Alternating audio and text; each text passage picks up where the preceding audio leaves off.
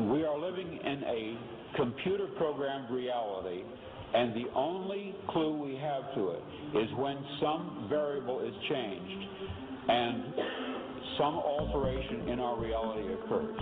We would have the overwhelming impression that we were reliving the present, déjà vu, perhaps in precisely the same way, hearing the same words, saying the same words.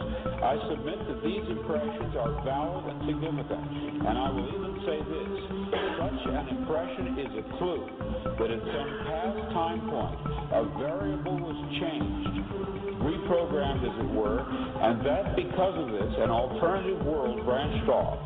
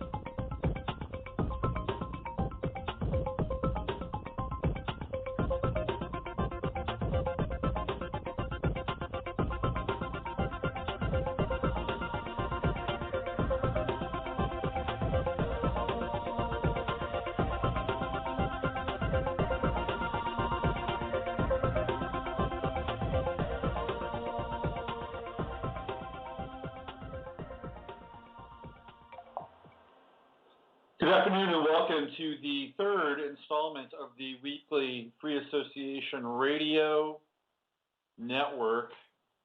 Today is the Friday FARcast. As many of you know, on Fridays we find interesting people to talk with and learn about their life, their experience, pick their brains, and see what they're contributing to the collective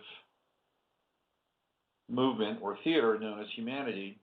This week is no different. I'll be playing an interview I did with Truthseekah, a.k.a. Derek Grosskurth. It's an interesting interview. Derek approached me on Facebook. It happens every now and then. There are people that have books or music or ideas, and they want me to interview them, and I've done that a few times. And so Derek is interesting. He does hip hop music, and he's pretty good at it. I'll say that he's good. He's got good flow, good beats, good atmosphere, and the style of hip hop that he is cranking out is kind of a esoteric sort of melange of symbols and I would say sort of post-Manly P. Hall belief systems. Derek was a gangster rapping teenager who practiced witchcraft, and it got him in trouble. And then he decided that he wanted to go to the Lord, and he became a Christian, and he became a fairly successful Christian rapper as well. And he did that for a few years, and he has moved on, and now he's sort of embracing secret or sacred knowledge, the symbols, and the arcane understanding of the esoteric principles, very much like, in some ways, Freemasonry. I didn't ask Derek if he was a Freemason. I probably should have, but I did not. Anyway, I'm going to get into that shortly. I'll let you listen to that interview. When I come out of that interview, I'm going to take the mic. I'm going to rock the mic, and I'm going to talk about Jonathan Martin and Richie Incognito and what I think is taking place in Miami. It is not your garden variety distraction. It is not just something that is happening in the midst of the demise of the NFL, which is currently underway, and I've been talking about this now for the last 2 years. The NFL, National Football League. Football is the most American of sports. Baseball is a close second, but baseball doesn't really pose as much of a threat as football does to the collective or social identity of the average American. Also, baseball is played in various countries throughout the world. They have the Little League World Series. It's truly a World Series. There are teams from Taiwan and Japan and where else? Venezuela and Mexico and Holland and even Saudi Arabia. The Saudi Arabian team are basically American kids that live there and whose fathers have jobs working for oil companies in Saudi Arabia. So it's a real World Series. We also have the World Series of Classic World Series or World Classic Series or whatever they're calling it. It happens, I believe, every other year, every 2 years, where teams from other countries will show up, generally in the United States. The World Baseball Classic, that's what it's called. So baseball, it has kind of a global reach, whereas football really doesn't. Football is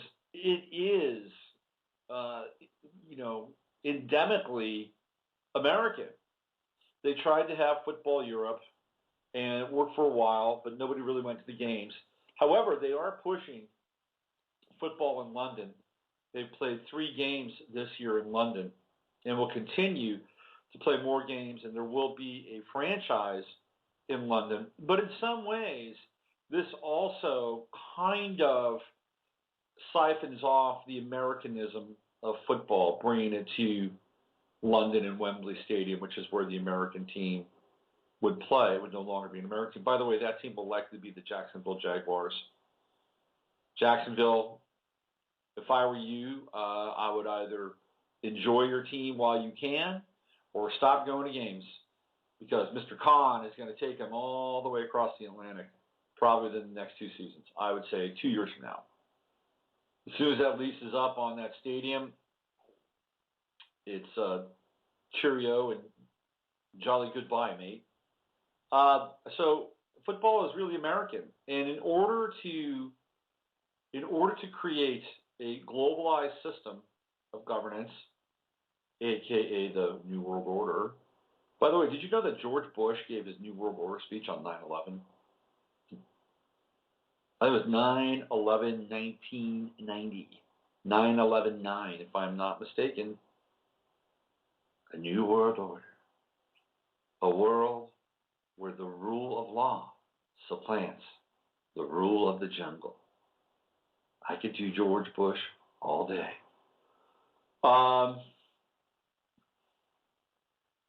So in order to have this system, by the way, talking about things like New World Order, and globalism, and all these hateful subjects, these angry subjects, is pushing people further and further into the ghetto of the mind. And the ghetto of the mind is predetermined sets of identity and behavior. This is what's happening. I'll talk about this when I get into the Richie Incognito and Jonathan Martin thing. I'll get into that more. But anyway, football is being dismantled. Some people will stand up and cheer and say, yeah, it's about time. Good, we don't need football anymore. But also know this, that when that occurs, we are much closer to probably the type of world or type of government that you really don't want. So I ask you, is it so bad that we have football on Sundays in lieu of that? I don't know. Anyway, so Derek Grosskurth, a.k.a. the Truthseekah, his story is interesting. And he's got some good music. So why don't we get into it? Let's play Derek's, my interview with Derek from yesterday. And then when I come back out of it, I'll get into the Jonathan Martin thing and with Richie Incognito. Stay tuned to that. It's pretty fascinating. Okay, so this is myself and Derek from yesterday, and I'll be back and do the second hour in about 53 minutes. Enjoy.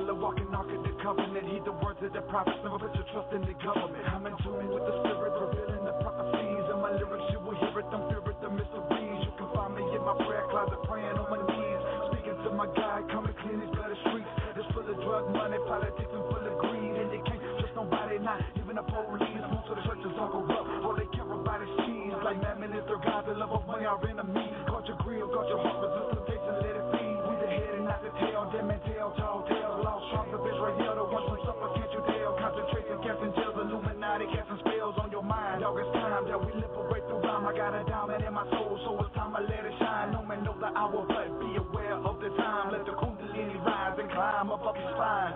Abracadabra, his type disarmament, dismantle and handle negative entities with my positive energy. When I'm flowing, they feeling me, cause I'm showing no sympathy. Feel the power is filling me with the sign of a symphony. Now's the hour that I'ma be infiltrating the infantry. Know the silence is killing me. Speaking, walking in liberty while I'm waiting on Benjamin. Know that God is forgiving me on the island like Zion. I can see the visions of Elohim.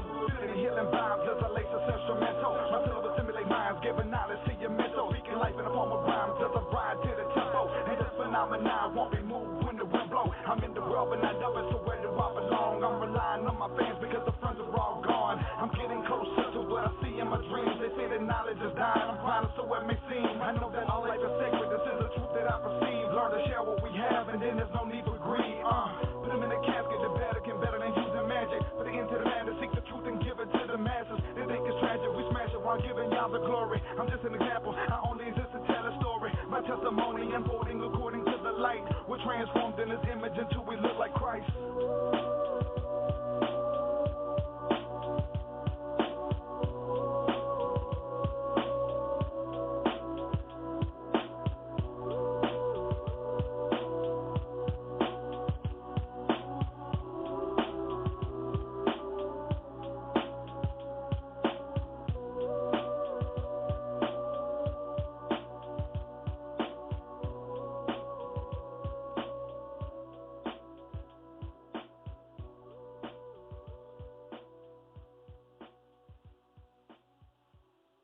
That was Esoteric Agenda, the inspired flow from our guest, Truthseekah, a.k.a.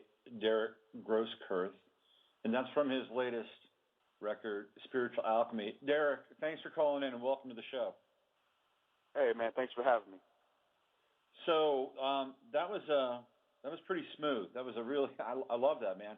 Can you talk a little bit about that track in particular and what your inspiration for it was, and we can go deeper and sort of descend into this, interesting topic of spirituality and symbolism and esoterica and music and hip hop and culture, and maybe we can use this for a launching point here. Totally.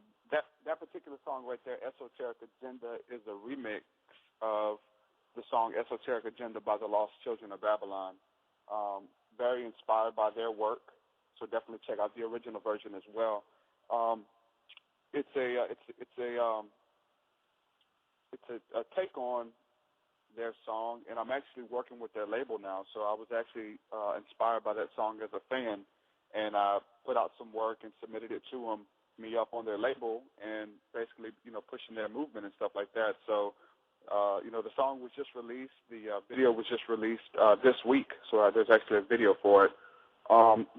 That song in general, the flow on it, it starts out really slow, really laid back, and it progresses and gets, heavier and more intense as the song, goes on. So basically at the end, I'm almost shouting in a sense. So the Esoteric Agenda is basically speaking about, Kali Yuga as far as 21st century where we're at now, and a lot of the esoteric understanding, a lot of the spiritual aspects of life and of information have been hidden from us, have been stolen from us, whether it's dealing with, some of the different shamanistic perceptions, which I speak on, and our ancestors and things like that, which, a lot of it is taboo to even speak on now. And we're being influenced by a lot of these energies and a lot of these understandings that we have no concept of, but they're still real, they're still going on. So in that track, I'm exploring some of it and putting the information out there, so hopefully that it would pique the listeners' interest to actually look into a lot of these different topics that I'm speaking on. So you're based out of Alabama, is that right? That's correct. Yeah, and Mobile. You're Mobile. You're 29 years old. Let's get into a little bit of the personal history.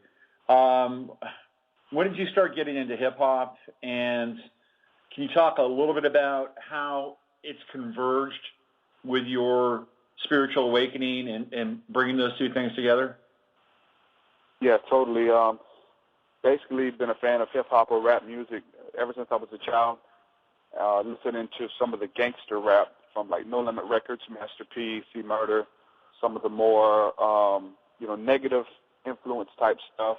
I actually became a Christian in September 7th, 2000, and so my music changed from that point of listening to gangster rap about killing people, breaking into houses and stuff like that, which I was really big into.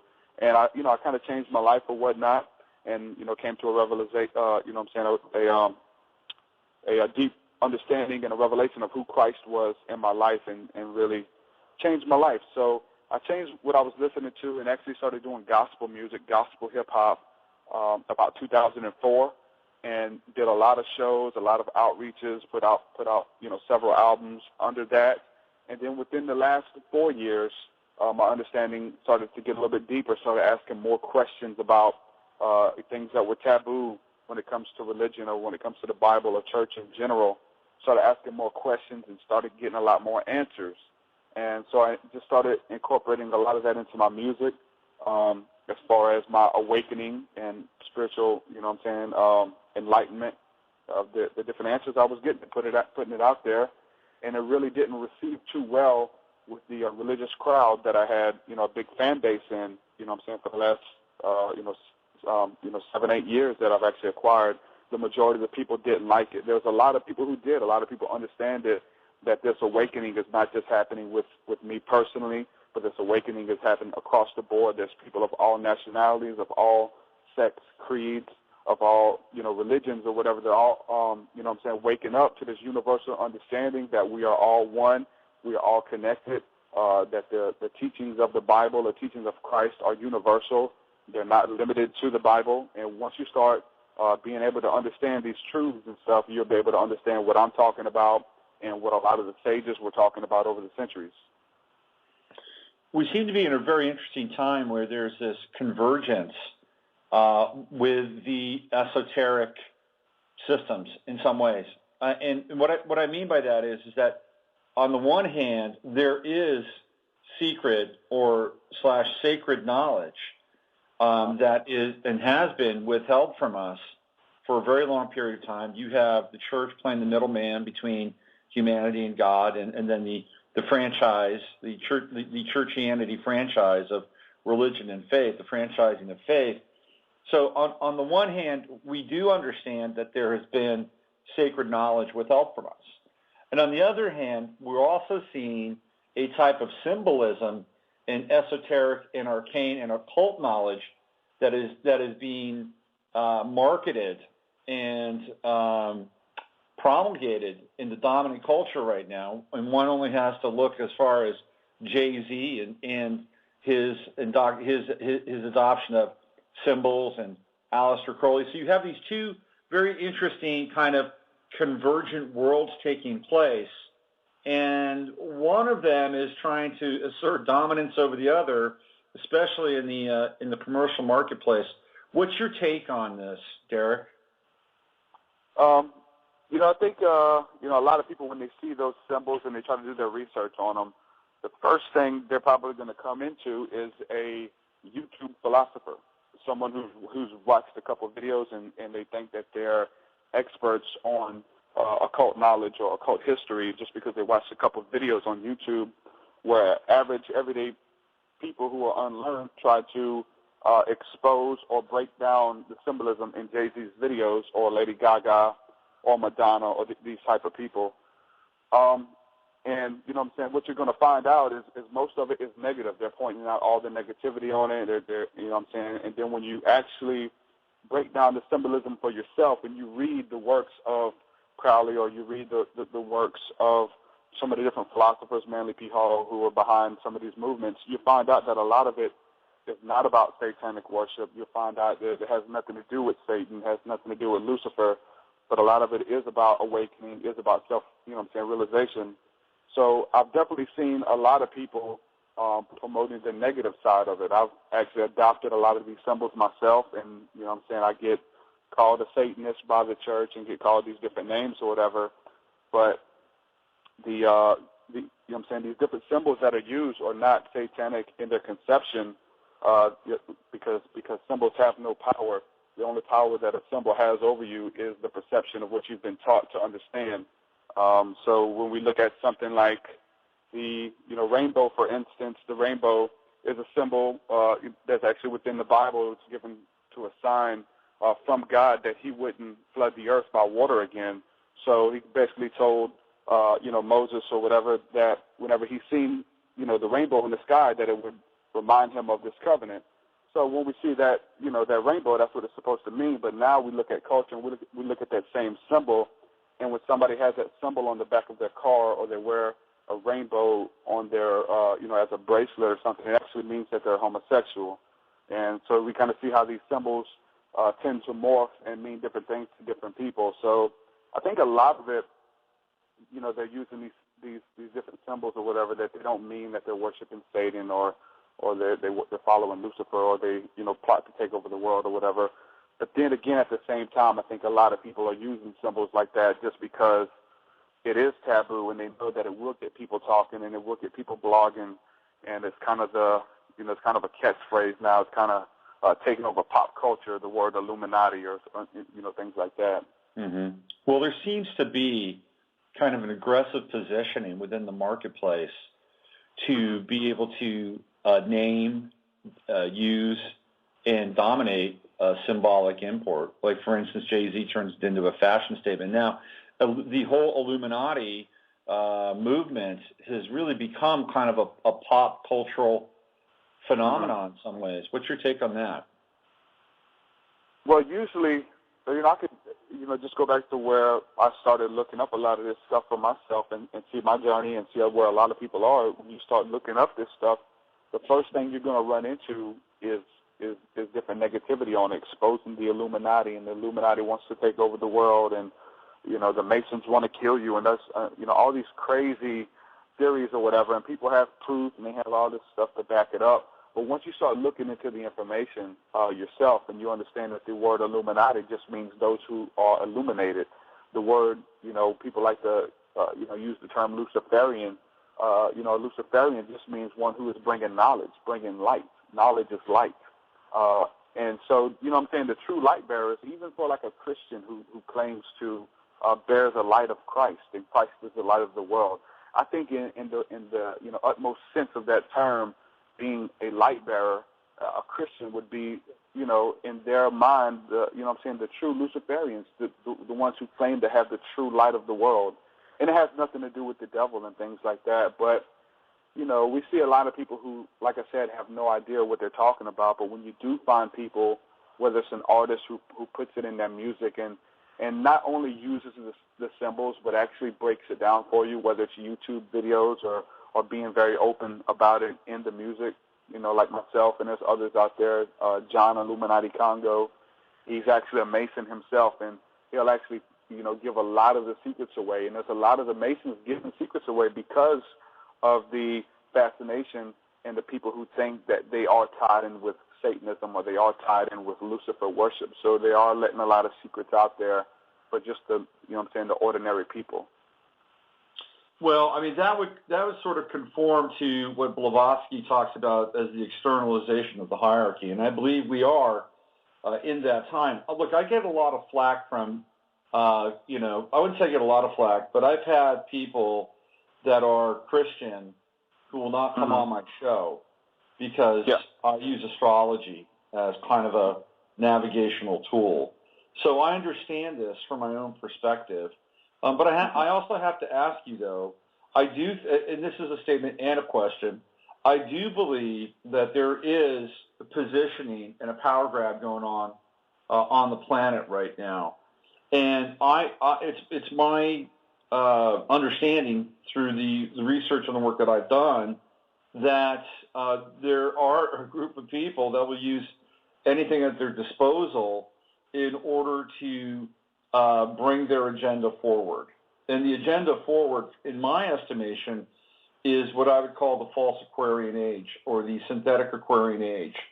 And that would be everything that would is in contrast to an organic response to living on this planet and unity consciousness that we're talking about. It's really a top-down sort of paradigm where we're told what to think, we're told what to do, we're told what to feel, and it's kind of this generalized and bland sort of universalist dumbing down while still appealing to our lower or baser natures, first and second chakra stuff.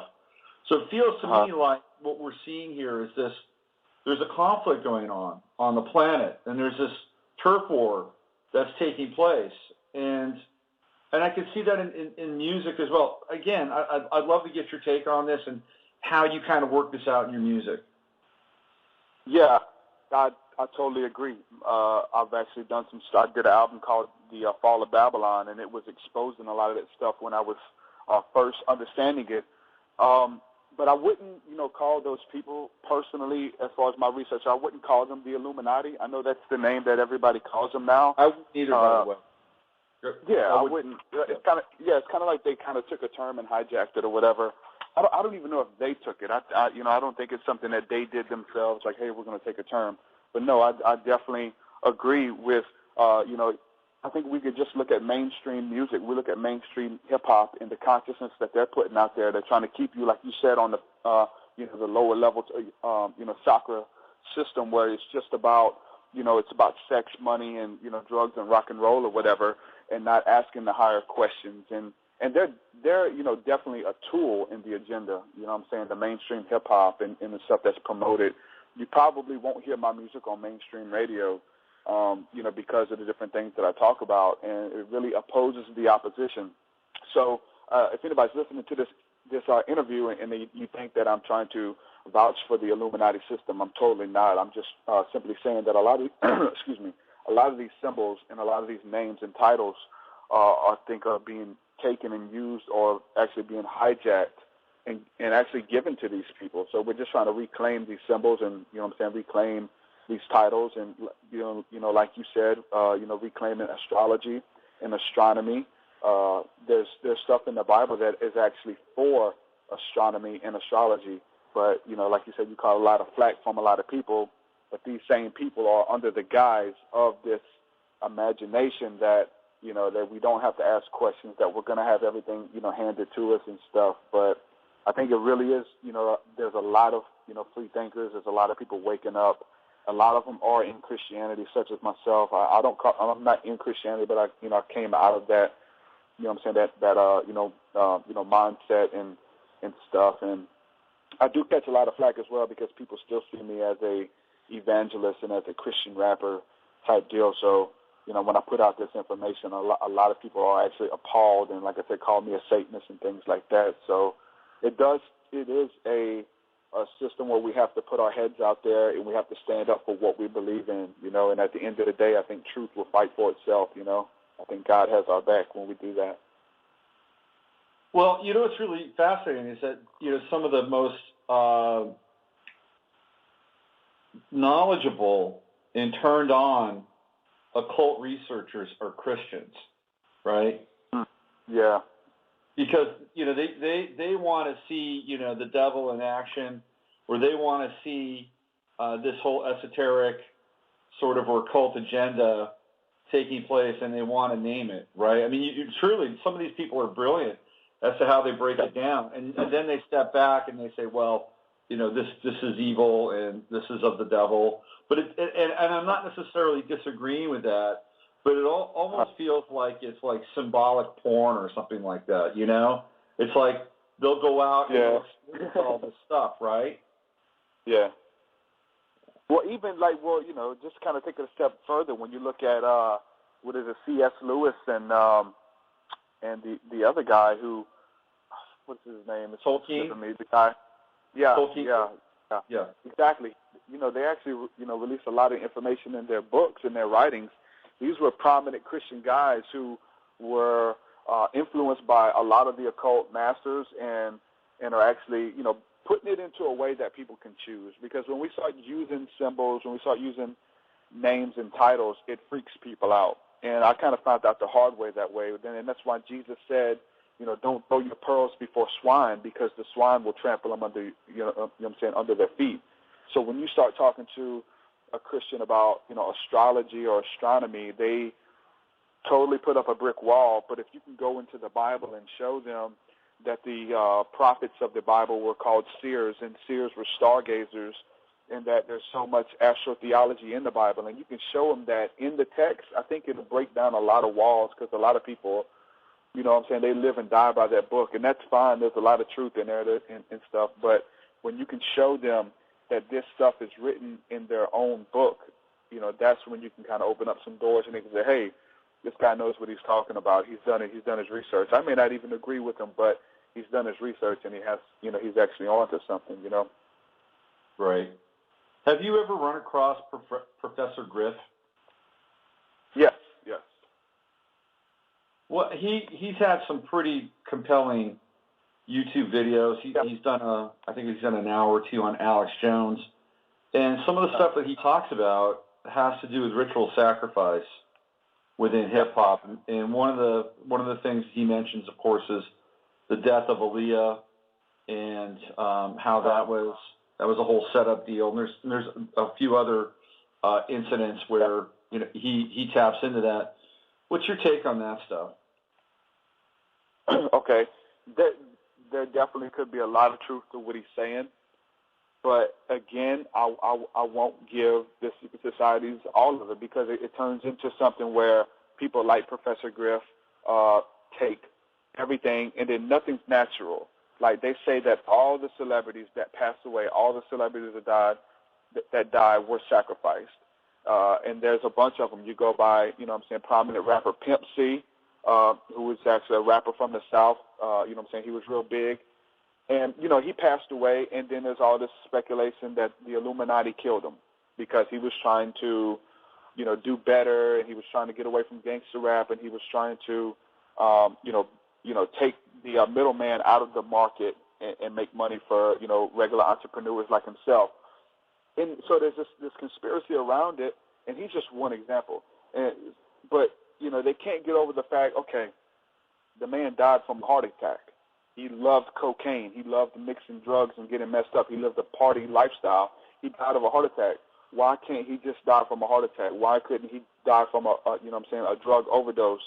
The same thing with what's her name, Whitney Houston. You have to tie all this crazy speculation into it. And that's the thing. All of it is speculation. There's no proof. They're just making up theories.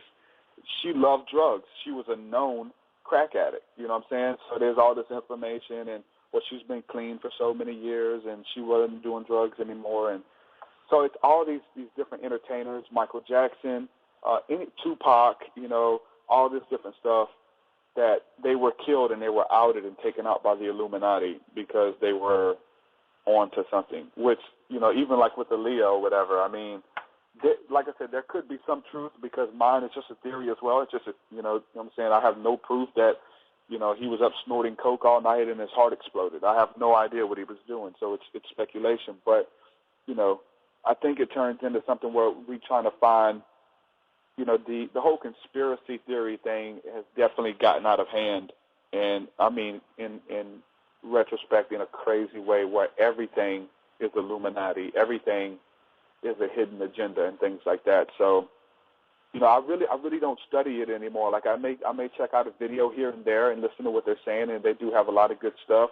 But I tend to try to focus on the positive stuff nowadays, and not really exposing people or putting people's names out there like that. And I found a lot more peace in my life once I started doing that. When I got into studying the Illuminati and studying these hidden agendas and Alex Jones and stuff like that, like, it really changes your mindset. You're looking for symbols everywhere you go. I actually have my wife paranoid. My wife, because she's, we just had a child and everything, and then, I'm showing her information on FEMA camps, and we're all going to be rounded up and taken to FEMA camps. And this was 6-7 years ago when I started, looking into this stuff. And everybody goes through that phase, though. And I think, in the awakening process that a lot of people have to pass through that phase, that everything is a conspiracy and that everything is evil. And then once you start looking into it more, I think you find out that, there's actually more to the, to the eye. And I think that even that is part of the agenda as well, to get people caught up on the stuff like that and get infatuated with some of those things, which are probably not even true. There's compelling info on both sides that would prove it and that would disprove it. Mm-hmm. What's your take on what Kanye is doing with the whole Black Jesus thing? Yeah, Kanye, man, he's he's out of it, man. I don't know. Yeah, he's definitely, I think he has or had a relationship with God or whatever.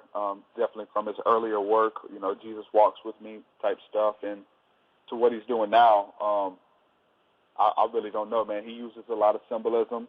He's definitely good at what he does.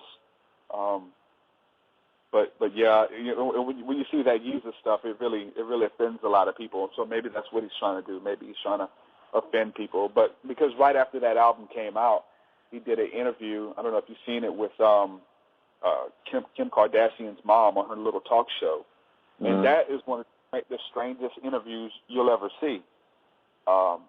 He's really in a lot of other interviews, he's talking like he would talk to one of his friends or whatever.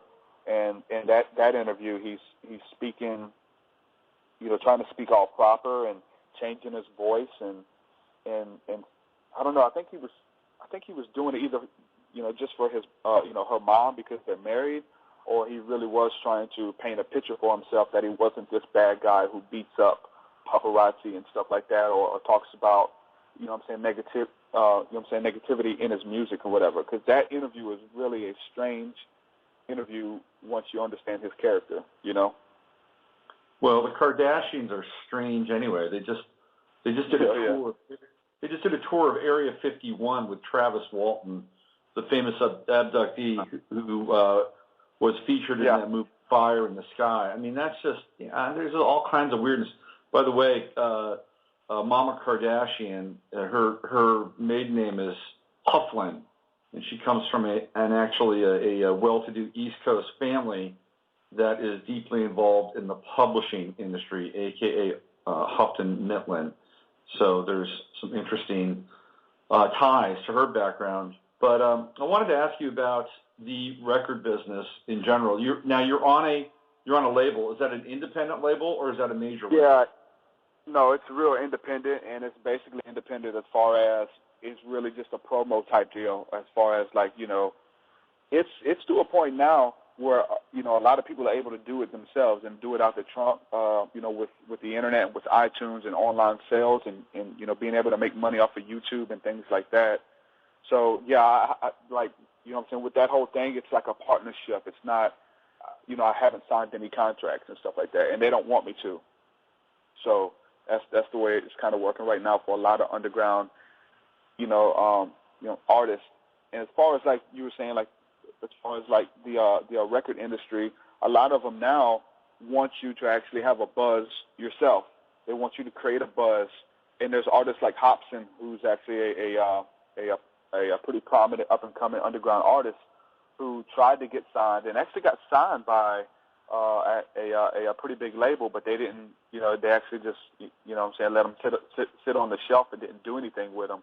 He got signed, and he wasn't able even to release but one EP, and now that he's off the label, he's kind of did his thing underground, and he's built a movement and actually built a label and has thousands of fans. His videos are making a lot of noise on YouTube and gone viral and things. So now he was trying to get on labels, and they didn't want to have nothing to do with him. So now that he has this big following, now that he has this big fan reach, these labels are trying to pick him up. And now he's basically saying, I want nothing to do with you because when I didn't have anything, you didn't see the potential.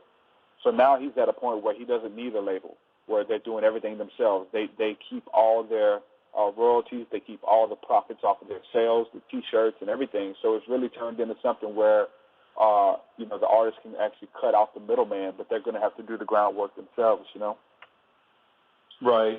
There's a lot more heavy lifting, but if the artist can manage it and make something out of it, the rewards are more substantial, and not just financially, but also personally, to understand that this is something that you've got some control over and some creative license that belongs to you.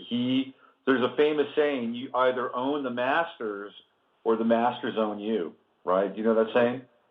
Oh yeah, that's a music saying. So you're 29. You're going through your Saturn return.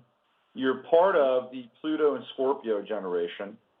And I've talked a lot about them, not only on my blog, but on my radio program and even on Gaian TV. And one of the first sort of entrees musically that I got into with Pluto and Scorpio was the Odd Futures crew out of LA, Tyler the Creator and all those guys. And it was, for me, it was a very different brand of hip-hop that I'd ever seen before. It was stark, chilling, almost death. It was like a death hip-hop. I'd never seen anything quite like that before. And not in a way that was being a parody of it, but it's something that was like almost being embraced as a lifestyle and working out sort of this plutonic and scorpionic energy generationally in a lot of ways. I was just wondering if you could kind of give, me and some of the other people that are listening an insight into your generation and what you think your generation is about and where you think it's headed. I hope it's headed in the right direction. What I'm seeing, like I said, this whole awakening thing, it's a lot of people waking up, and it's taken a lot of different things to wake people up. Like there was a certain time where when it was time for me to wake up to go to work in the morning, I could wake up to just my alarm, and I would hear the alarm, and I would immediately wake up. But eventually I started getting used to that, and the alarm would just incorporate itself in the middle of my dream, and I would still be in a dream state. So I would have to set my alarm and my cell phone, but when both of them went off, then I would wake up. So I think it takes a lot of different things to wake up different people. Some people it's 9/11 truth. Some of them it may be watching a video of the Illuminati symbolism in a Jay-Z video to wake them up, and it just puts them on this path of understanding. Some people, they're just looking for more, and you know what I'm saying, they're kind of just let down with religion in general, or their leaders aren't answering their questions, these legitimate questions that they have. So I think a lot of people are waking up, and the archons or the corrupt leaders are doing whatever they can to keep people on this lower level frequency, to let them know that, hey, you need me, and you can't get away from me. You need to listen to what we're saying. You need to believe what we're telling you. But like I said, this awakening thing is happening on a scale that is unprecedented, and it's a very beautiful thing where people can come together and not be separated by race or creed or separated by belief system, but understand that we are all one, we are all the same, and to treat others like you want to be treated. That really doesn't, that information is not really being pushed through the mainstream media. So, I think when a lot of people are waking up, definitely due to the, the information, because, the internet's there, and we're actually connected through the internet, and you're able to find people that you resonate with.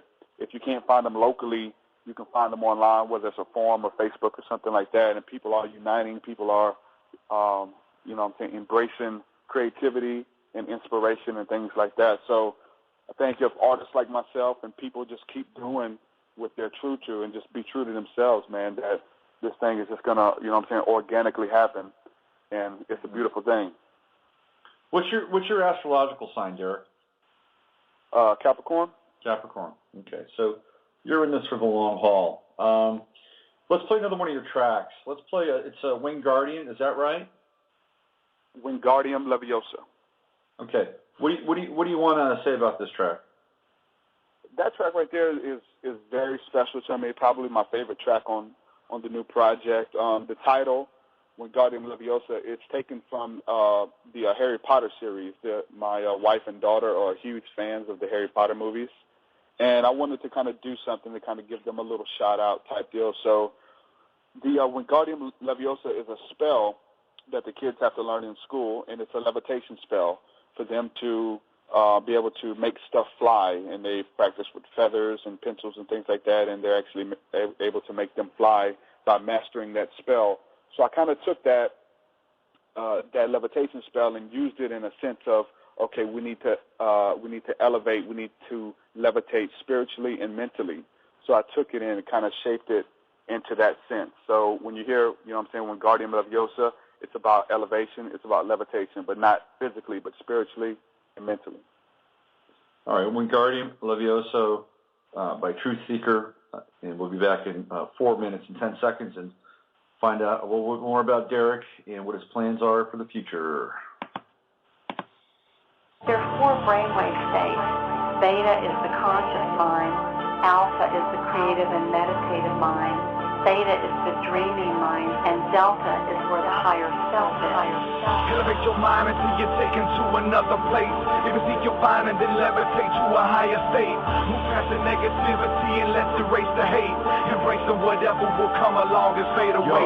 Transcendental meditation. I'm sat in a temple trying to reach man's potential. Practicing the active mental elevation. Black candles emanating a white light. Mind sight. Vision in the prism as I'm writing my eyes are wide open. I close and my focus on the inner being. Sit and listen to the voice of the spirit reasoning. Exercising the inner demons. Transcending the spiritual pain. Battling negative energy. Standing on the physical plane. Cleansing my aura. Astral traveling the ethereal train. Channeling the mystical phoenix has risen, living again. Distinguishing the flames of a burning desire. Circle of fire. Singing hymns but not the kind for your church choir. For your work for a higher force. Inspired by the Lord like Elijah formed in the sky. I was born in the eye of the storm. Born to the false messiah. And the real devil in all liars. The truth lies inside of seeking you'll find her. Elevate your mind until you're taken to another place. If you seek your find and then levitate to a higher state. Move past the negativity and let's erase the hate. Embracing whatever will come along and fade away. Elevate your mind until you're taken to another place. If you seek your find and then levitate to a higher state. Move past the negativity and let's erase the hate. Embracing whatever will come along and fade away.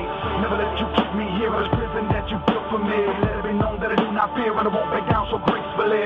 I'm not what they say I am, but a figment of your imagination. Your dogma, your karma, just a product of intoleration. On a search for salvation, your soul's vacant within a facade. So face it, your hatred held sacred is why you believe the lie. The choices that you've made have brought you here to question God. In the darkness you can't see the light that shines right by your side.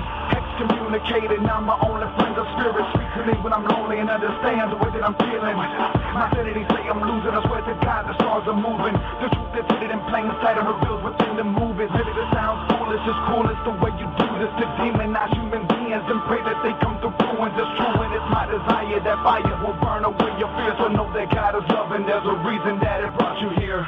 Elevate your mind until you're taken to another place. If you seek your find and then levitate to a higher state. Move past the negativity and let's erase the hate. Embracing whatever will come along and fade away. Elevate your mind until you're taken to another place. If you seek your find and then levitate to a higher state. Move past the negativity and let's erase the hate. Embracing whatever will come along and fade away. Do not pity the dead, Harry. Pity the living. And above all those who live without love. But you know, happiness can be found even in the darkest of times. One only remembers to turn on the light. Elevate your mind until you're taken to another place. If you seek your find and then levitate to a higher state. Move past the negativity and let's erase the hate. Embracing whatever will come along and fade away. Elevate your mind until you're taken to another place. If you seek your find and then levitate to a higher state. Move past the negativity and let's erase the hate. Embracing whatever will come along and fade away. Is this all real? Or is it just happening inside my head? Of course it's happening inside your head, Harry. Why should that mean that it's not real?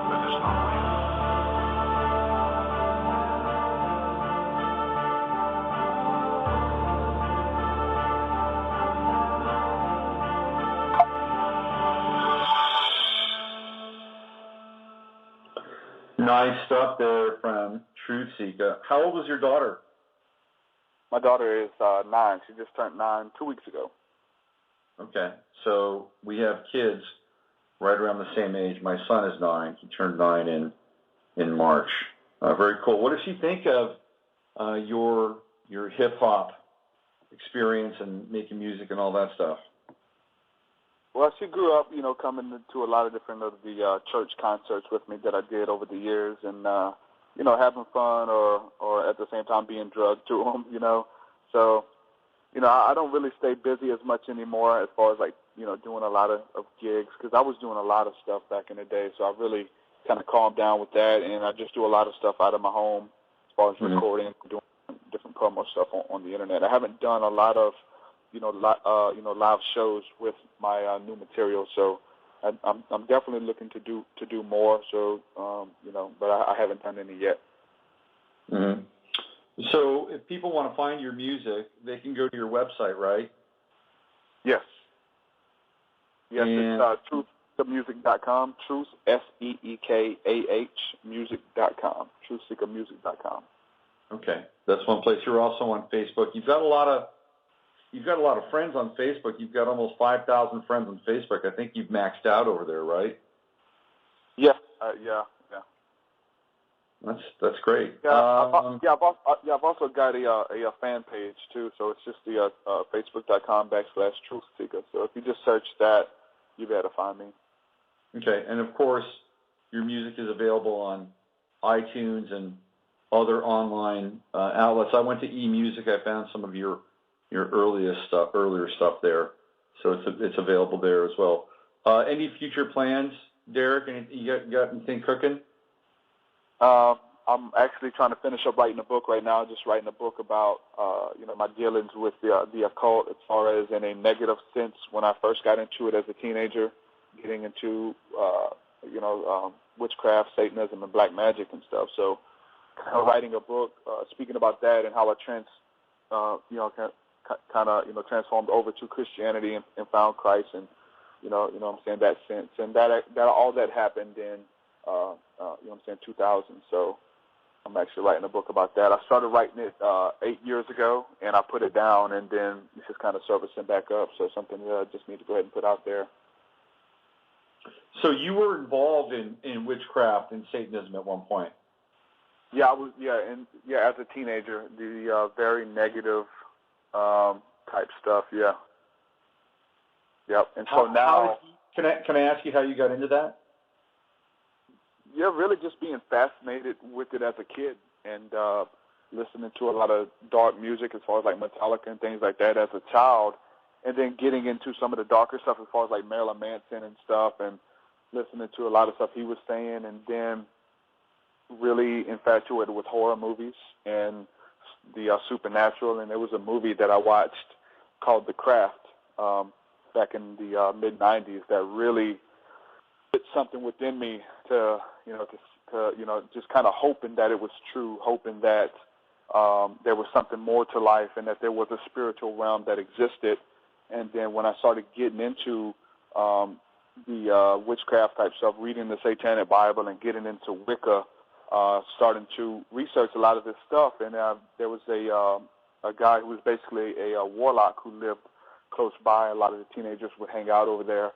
And we would go over there and just pick his brain for hours, and he would teach us little spells, and kids were doing spells and stuff like that, making people get sick and stuff. And, he was really like a guru for me. And some of the stuff that happened, I actually, just kind of make a long story short, I stole something from him. I stole a video game from his house, and I was probably 13 at the time.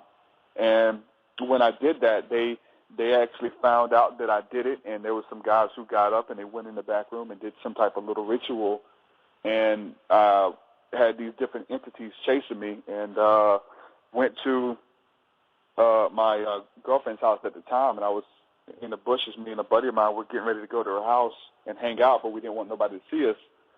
And we watched a light for about 45 minutes floating throughout the yard, and I thought it was her dad with a flashlight. And we watched it for, like I said, 45 minutes.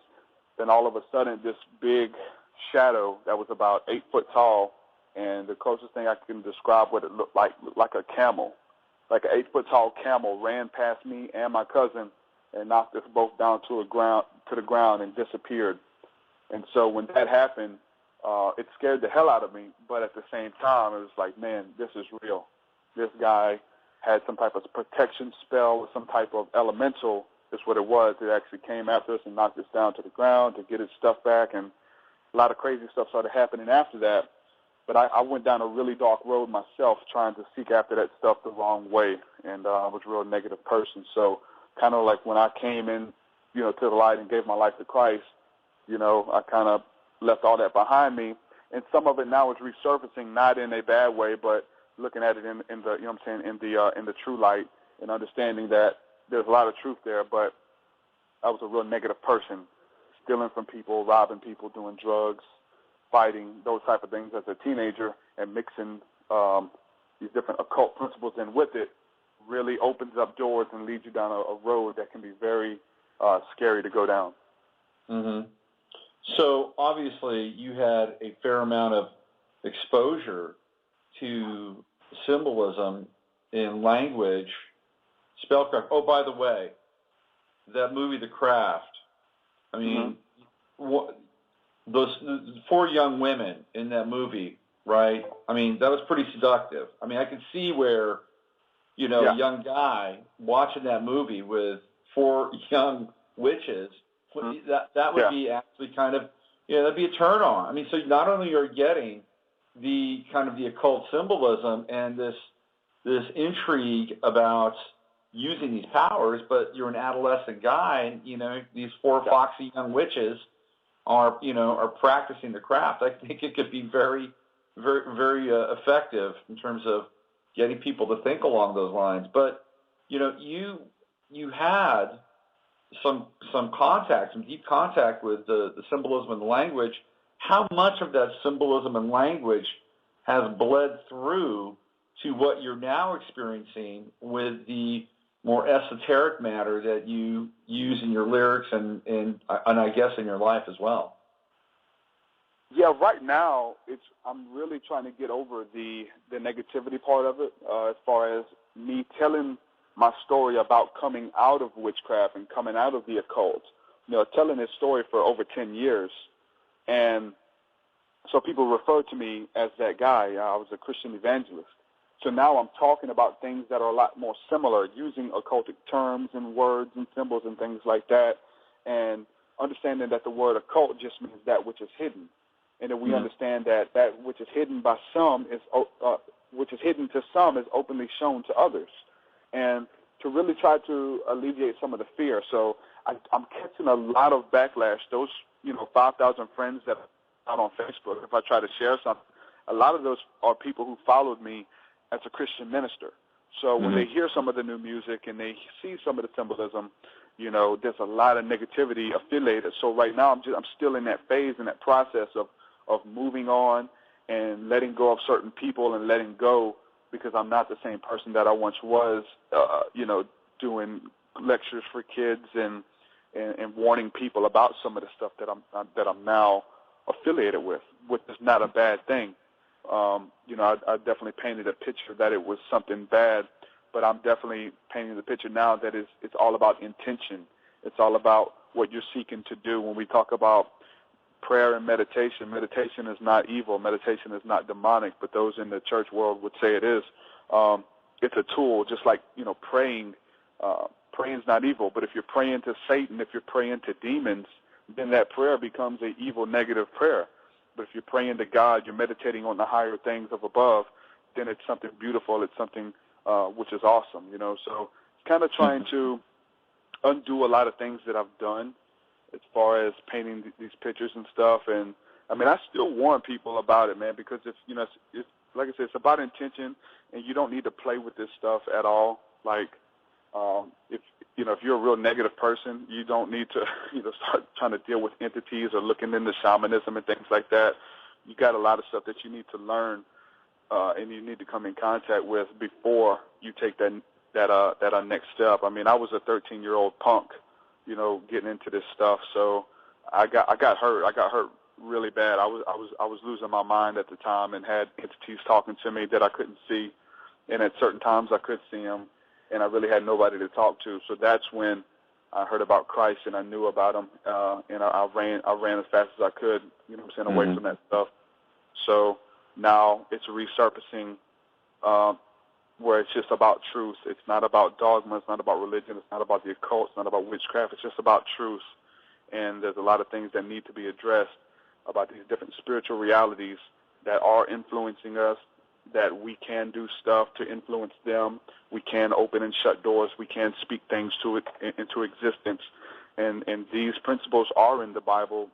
I think the way it's resurfacing in my life was through the Bible. It's through these different understandings about God actually sending out evil spirits to get on people and to influence people that is written of in the Bible. So, dealing with a lot of exorcism type events that I've had in my life on me, and me actually helping people, get demons off of them and unclean spirits and things. So a lot of the stuff that is in the Bible and there's scriptures to back it all up. So in a sense, there is a green light there as far as, there's a lot of stuff in the Bible that a lot of people are not aware of at all. And those are the type of things that actually interest me, Yeah.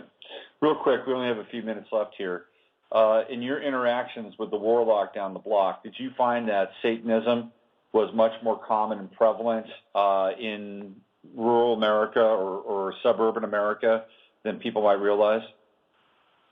Well, not really, because it was more of a isolated case, because we are in the South, we are in the Bible Belt, so we're not even in Louisiana. Maybe in Louisiana it definitely was. There's a lot of more people who were introduced into burning, even stuff like burning candles and saying prayers or praying to angels, as far as like the Catholic faith is concerned and stuff like that. But with this case, it was more isolated. He was rejected by society around here. He had notes on his wall that were framed that the KKK sent them and basically demonized him and said, "You're excommunicated from our city." Prominent pastors wrote him letters and notes and stuff, and he wore them as a badge. He had them hanging on his wall and stuff like that. So it was, it was real isolated, but, the teenagers flocked to him. He used to just open up his doors for people just to hang out, and a lot of the misfit kids and stuff, and he'd let them have parties and things like that. So there was tons of kids over there, on any given occasion. And kids who were having problems at home with their parents, they would go stay over there and stuff. Interesting. All right. He is Truthseekah, a.k.a. Derek Grosskurth. You can find his music at truthseekahmusic.com. Derek, wish you all the best. And when you get the book published, come on back on the show. We'll talk about it. We'll get into your journey a little bit more. All right, man. Thanks so much for having me. It's a blessing. All right. You take care now. All right, brother. All right. That was Derek Grosskurth, a.k.a. Truthseekah. And thank him for being on the show and sharing his views. One of the things that occurred to me after I interviewed him was I really wish I'd asked him if he was a Mason, because that's what it felt like to me. I'll ask him privately. I'll ask him offline. But it feels like he went from Christianity to Freemasonry. I don't know if any of you else picked up on that. Now, are Freemasons bad? Well, there's a debate about that. At the higher levels, perhaps they are. At the lower levels, well, it's just a fraternal thing. If you have any questions about Freemasonry and you want to hear the Christian perspective, I recommend you read a book called The Deadly Deception. It's worth checking out. It's about somebody who was a 33rd degree Mason and left, and he did the reverse path that perhaps Derek took from Freemasonry to Christianity. Anyway, you can find his music at truthseekahmusic.com, and you can find him on Facebook and his webpage and all that stuff.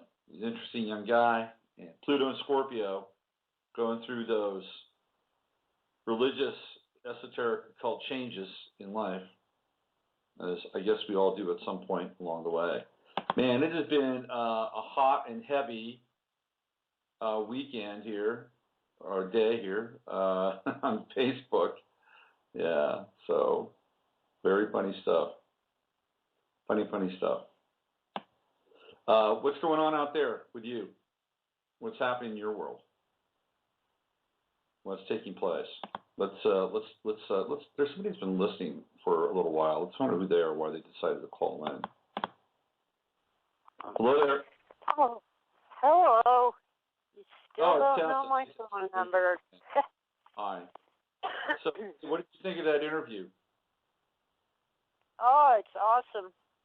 I'll be playing your interview on Monday, but I almost wish I had recorded this one. Wow. Well, good stuff. I firmly believe that music, and I mean secular music, set me free from a terrible bondage, psychological and psychic. And how did that happen? Well, I was in college, and every 2 years we had this thing called the Rock and Roll Show. And it was mostly students and just a few people from the community singing the old songs from Chuck Berry to the present, which then was the 80s. And, you know, I can't think of the word, not parody, but doing the greats of rock and roll and soul and rhythm and blues.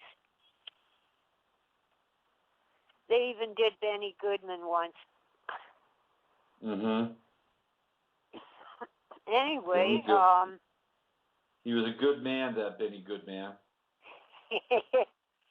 Oh, Mom's parents were shocked and didn't want her to listen to that jazz. Yeah. Yeah. Oh, wow. Anyway, Mom had never allowed me to listen to rock and roll, so it was quite an experience. Yeah. Of course, eventually my son introduced me to things like heavy metal. He got into Iron Butterfly. That's the devil's music, Tessa. Heavy metal. Oh yeah, it'll turn you into a frizzy-haired, dark-skinned commie, according to Mom. Yeah, it's true. Yeah. I was a heavy metal kid, I admit. Well, I still like AC/DC. Yeah, well, you know, their singer Bon Scott, he died. He was a sacrifice, and now he's in hell, right? You know that, right? Because he was on the highway to hell. He knew it. Oh, yeah. Well, their best songs were about hell. When they tried to do other stuff, it just fell flat. Here, anyway, I'll tell you a quick AC/DC story. This is from somebody that I know who dated one of AC/DC's roadies, and one of the AC/DC writers. You know, they have writers and contracts for live bands and when they play concerts, and their writer for every stadium show that they would play was that they would have in their stage, because you have to figure out like with insurance and all this stuff, right? But they would have in their stage a hole cut out in their stage. And then on top of that hole, they would have a plexiglass cover, right? A plexiglass cover. And below the stage, they would actually have a small room sort of built beneath the stage, beneath the area with the plexiglass cover. And then I hope they wore underwear. Well, AC/DC would bring naked women into this little room beneath the stage. And they would have, the naked women would, of course, be doing various things. So while they were playing live to the audience, they could walk across this plexiglass sort of opening cover and look down and see these women doing these various things while they were playing in front of 20, 30, 40,000 people. So there's a little AC/DC story for you. Rock and roll. I love it. Hey, listen, I'm gonna put you back on hold because I'm gonna see if I can crank out the last part of the show here. All right. Okay. Well, Tessa has a show on Monday. It's on here on Blog Talk. What time does that air, Tessa? 3 p.m. Pacific time, 6 p.m. Eastern, and 11 p.m. in England. It's called Ancient of Days. It's also on freedomizerradio.com, where the chat room is. Okay. Well, Tessa interviewed me yesterday about JFK, and I gave her my 45 minutes worth on that. So you can check that out on Monday on her show. Yeah.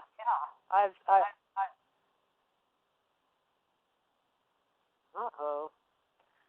I have an echo. You're still live. Okay. I've broken it up into 3 segments. They total 50 minutes. I really appreciate that. It's a great interview, and not what I expected. Well, that's what I do. I try to do my best to throw out the unexpected, and sometimes the unexpected throws back at me. So that's life anyway. All right, I'm going to put you back on hold, okay? Okay. All right, bye-bye. That's Tessa Dick. Check her out, her show on Monday. So here we go. Let me get into the what's happening down in Florida, because I think it's interesting. Is it important? Let me just say this: is it important? I think it's important, but apparently, what I think is important isn't always important. So it's important to me. Let me preface that, okay? This is my importance. The rest of you can figure out if it's important to you. It's important to me. This is why I'm sharing it. So I'm just going to preface everything that's important to me. So I think that's what Russell Brand would do. What's happening in Florida is there's this weird thing going on with 2 players, and 1 player versus a team, 1 player versus a culture. The 2 players are Richie Incognito and Jonathan Martin. And it all started about a week and a half ago, just before I think it was just after, actually, the Dolphins won on Thursday Night Football. Actually, it was a pretty good victory. Much to the credit of the Dolphins, who've been lousy. They beat the Bengals, who are actually pretty good. So there's a player on the Dolphins by the name of Jonathan Martin. Jonathan Martin goes about 6'5", about 304 pounds. He's a big dude. And he went to Stanford. And he walked out of the Dolphins facility claiming that he had been the victim of hazing and bullying, and he just couldn't take it anymore. So he checked himself into a hospital, a medical facility. And all of a sudden, people are thinking, my God, what is going on with this? This is very unusual. Pro football players, they don't normally do stuff like this. Pro football players, they figure it out. They've got their own unspoken code. They've got their locker room sort of agenda, their locker room court. And rarely do they break ranks. And Jonathan Martin broke rank at that time. And the story that came out was that another player, Richie Incognito, had sent him threatening texts, had sent him voice messages that were threatening, and all of these got played very quickly in the public eye. It didn't take very long for it to happen. So much for being incognito.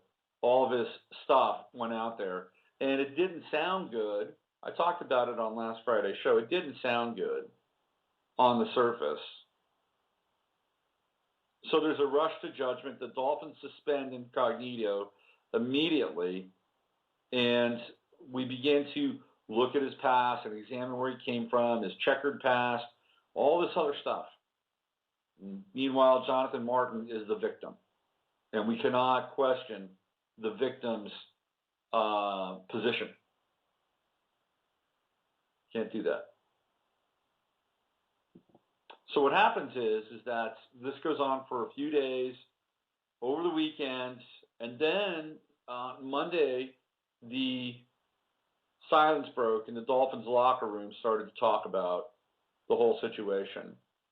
And what I realized that when I saw the guys in the Dolphins locker room, they're all like under 30, so they're all Pluto and Scorpio guys. And Pluto and Scorpio do not mince words. They speak their mind. They will speak their truth, whatever that truth is. And they didn't hold back, and they basically said that Richie was not a bad guy. He was a team leader. He was part of the leadership council, and that they all thought that he was friends with Jonathan Martin, that they went out together, that Richie was the one guy that actually stood by Jonathan. And this also came from a former player who's no longer on the team. And then it comes out that maybe the entire team, or part of the team, the offensive line, was trying to toughen up Martin, who had shown a distinct lack of interest in playing professional football, even though he was making a pretty good salary as a second-round draft choice.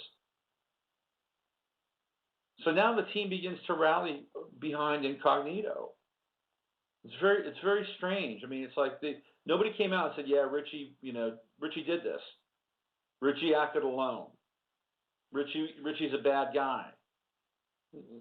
It didn't happen, and it wasn't. And it's funny because the media immediately grabbed Ryan Tannehill and Brian Hartline as two people who supported Incognito.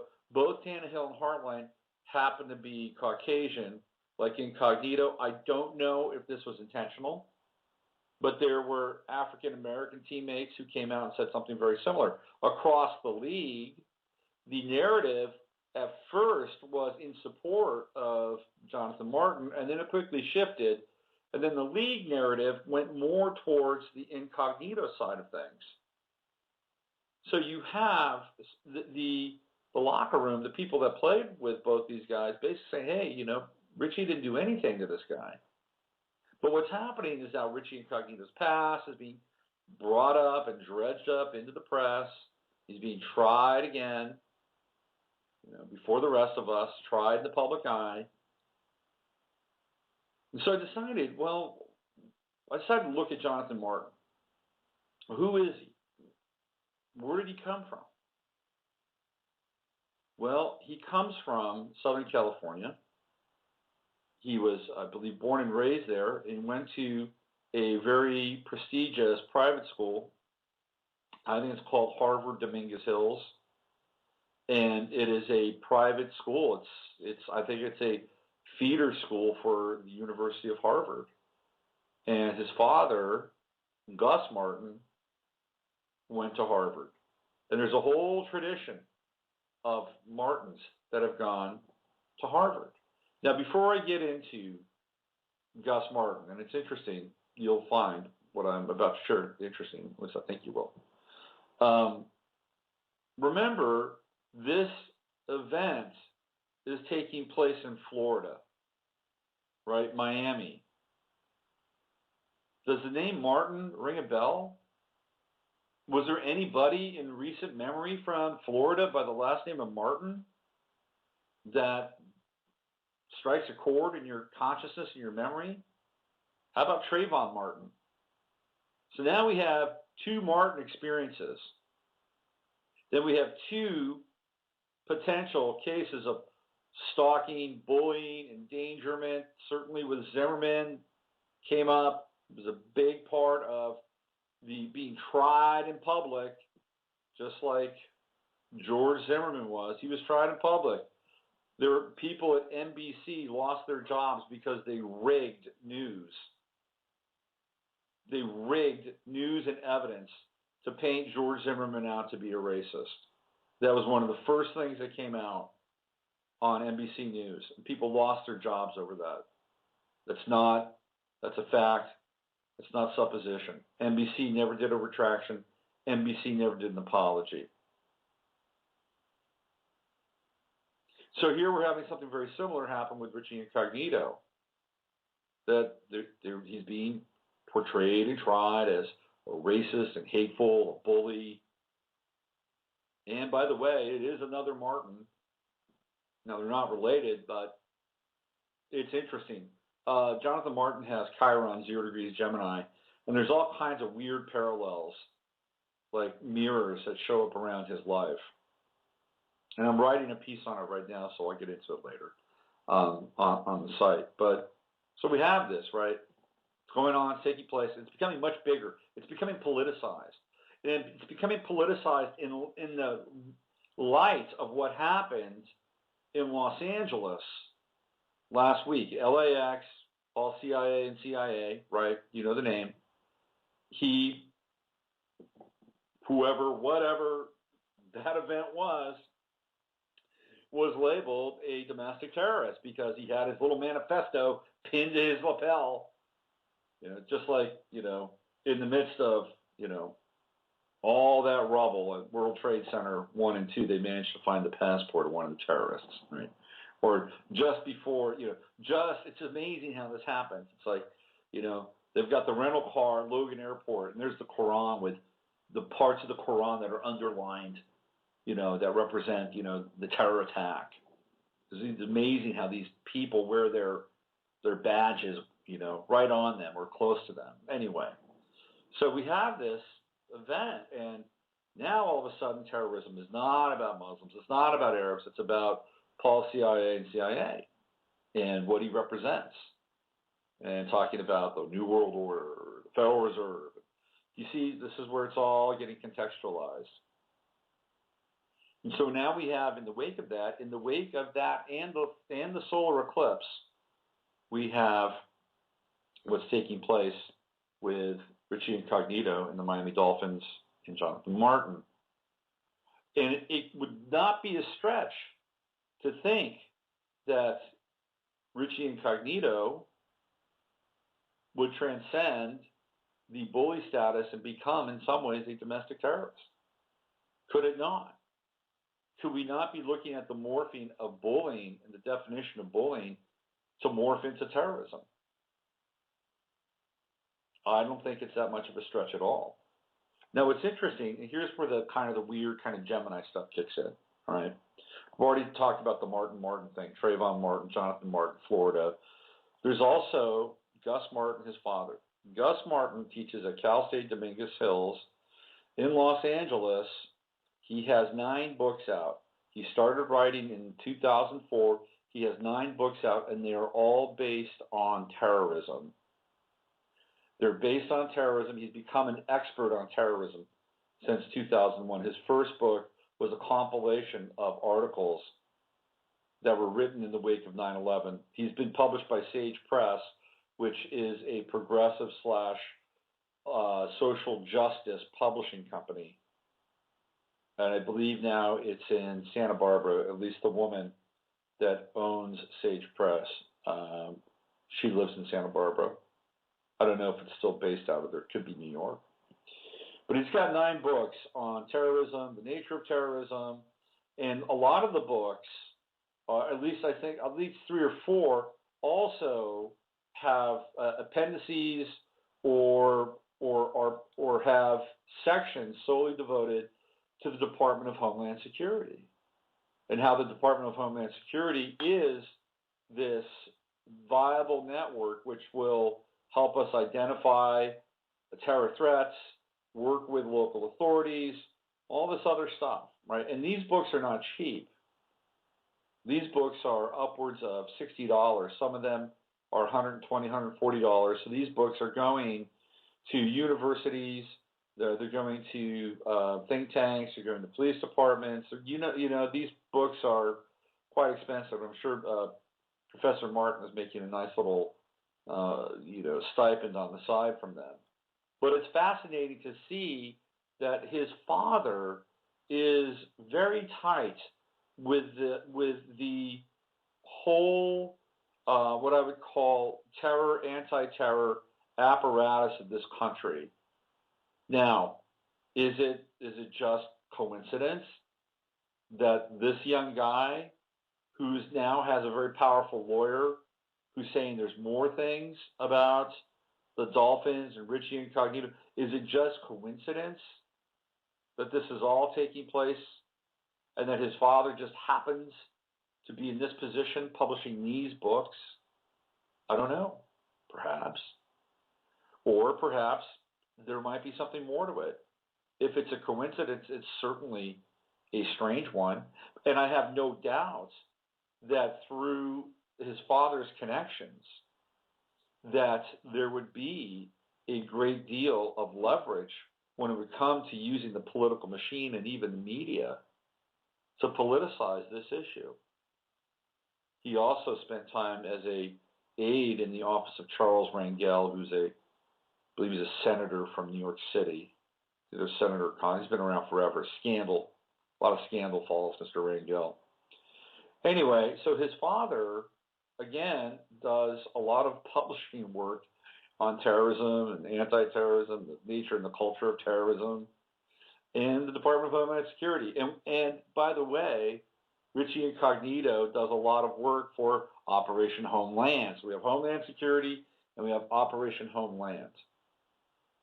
And Operation Homeland is an organization that helps veterans and their families that come home from war. So there's all kinds of strange, weird mirrors and parallels here. But I think what we're looking at and what's taking place, at least this is what I'm picking up on. This is just me. Call me crazy if you want. But I'm picking up on this morphing of this language and the morphing of an ideology and the morphing of personal politics and personal perspectives, that we're seeing people that are aggressive. And look, I'm not giving Richie Incognito a pass either. He's nuts. He's kind of nuts. But I'm breaking down their charts. They're very connected, these guys. They're totally connected. Jonathan Martin has his sun at 26 Leo. Richie Incognito has Venus in Leo at 26 degrees. How can you not be close with that kind of conjunction? By the way, Richie Incognito has Saturn conjunct Pluto. And I didn't know this until I started doing some research. But Saturn conjunct Pluto is actually a very rare aspect. It's very, very rare. It only happened twice in the 20th century. Once 1943 to 1944, and once in 1983, period. Saturn was in Libra, Pluto was in Libra. Richie Incognito has that conjunction. And guess who else has that conjunction? George Zimmerman. Although Zimmerman's Saturn is just slightly out of sign, in Scorpio it's still conjunct Pluto. But anyway, these guys were connected. They were friends. Venus Sun conjunction. You can't not be connected or close to somebody with that. So I think what we're seeing here is we're seeing something take place. We're watching somebody be tried in the public eye. They're using text. They're using phone messages. Remember that which can be used against you will be so in a court of public opinion. You don't even need to have a trial anymore. Just throw your shit out there, and everybody's got it. I've got it. I've got tons of shit in my closet. I'm sure everybody else does. Well, maybe not tons, but we all have it to some degree or another. Nobody gets out of this clean or safe. There's bones and skeletons rattling around in everyone. But this is the process we're seeing now.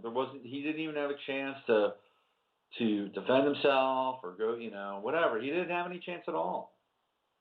He was just suspended, boom. And now there's all these opinions being drawn about Incognito. And it's like, again, is he a great guy? I don't know Richie Incognito personally. I don't. I can only hear what comes out of that locker room. But I think he at least deserves a chance to clear his name in some way. If something has gone wrong, if something is impinging upon his right to earn a living, he has every single right to clear his name and not be tried in the court of public opinion. And if the shoes were on different feet, I'd say the same thing for John Martin. And John Martin deserves to have his story told too. But the way it's being done, the way that they're going about it is completely disingenuous. Completely. But this is where things are moving. And we see that, that we're looking at the language of bullying around Incognito. These are football players. They're football players. It's part of the culture. It is what it is. These people are paid to be basically borderline psychopaths. And if you're not going to be one, you're not going to fit in the league. There's a guy by the name of John Moffitt, 27 years old, plays for the Denver Broncos. He just walked away from the game this last week. A week after Jonathan Martin decided he doesn't want to play for the Miami Dolphins, it's too tough for him. Another guy from the Denver Broncos, you know what he did? He said, I'm done.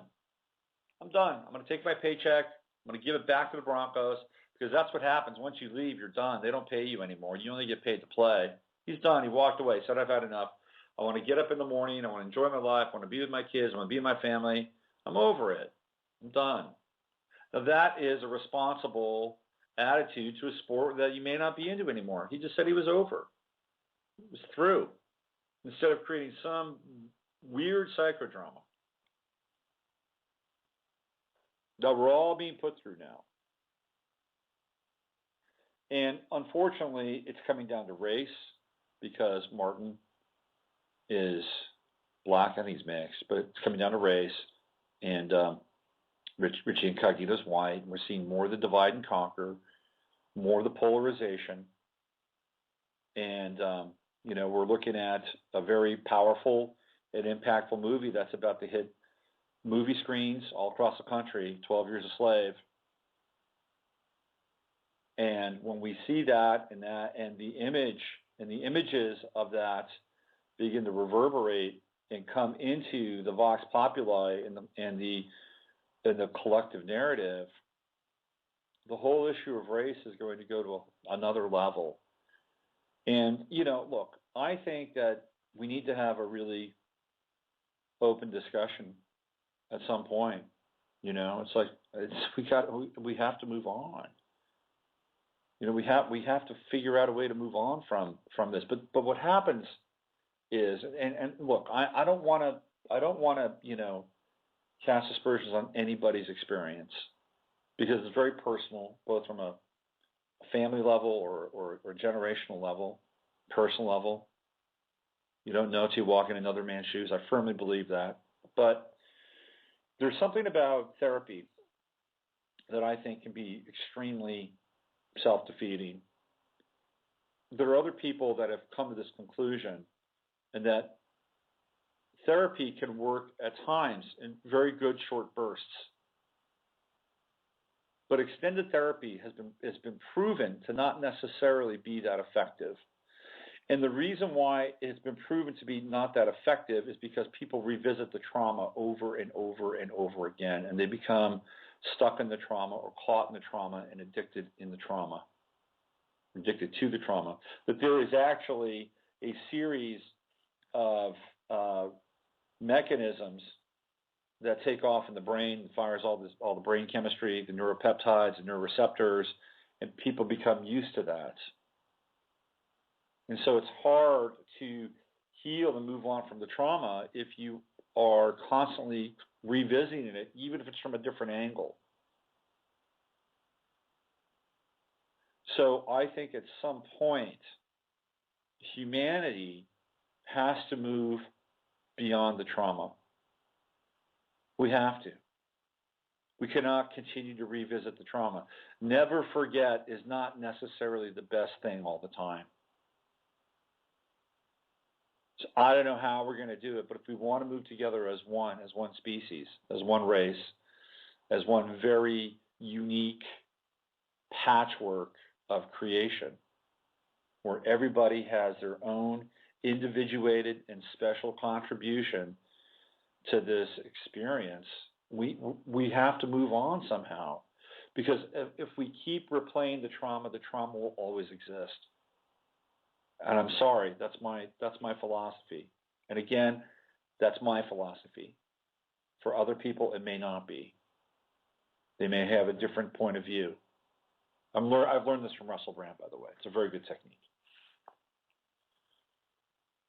So I don't want to, again, cast aspersions on somebody else's experience. But in my world, I think it would be important for us to somehow come together and just have a giant hug, and move on. It's like this thing with Incognito and Martin it's ridiculous. I mean, what's to prevent John Martin from getting on a plane and going to Miami and standing in front of his teammates and said, I could have been tougher. I was a little standoffish. I'm not sure if pro football is a thing for me. You guys tried. You overstepped some boundaries. I didn't appreciate it, but I was trying to fit in. Why couldn't Richie Incognito say, I was over the top. I thought we were friends. I thought I could use those words. I'd used them before. You didn't say anything. We use them in the locker room all the time. If I offended you, I'm sorry. You're a brother to me on this team. Why can't they just do that? That's what the situation needs. And that's what humanity needs, as far as I'm concerned, too.